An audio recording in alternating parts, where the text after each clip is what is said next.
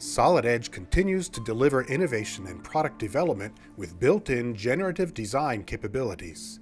This advanced topology optimization toolkit helps designers create lighter components, minimize manufacturing material waste, and create highly customized designs especially suited for high-resolution 3D printing. Generative design produces an organic, reduced-mass geometric solution for a specific material optimized within a defined space, accounting for permissible loads and constraints. You define the design space with keep-out areas and a target weight reduction, and the software automatically computes the geometric solution.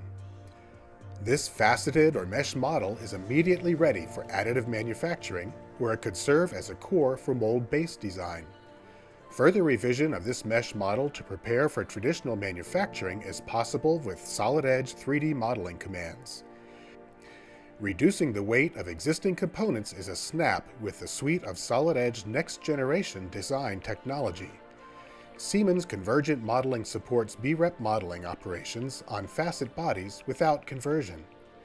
You can build analytical features into the generative body, complete with dimensions and PMI. And as always, Siemens synchronous technology makes for fast and flexible modification. Shorten your time to market with a higher performing product while minimizing the costs associated with downstream material waste. Solid Edge, shaping the future of product development.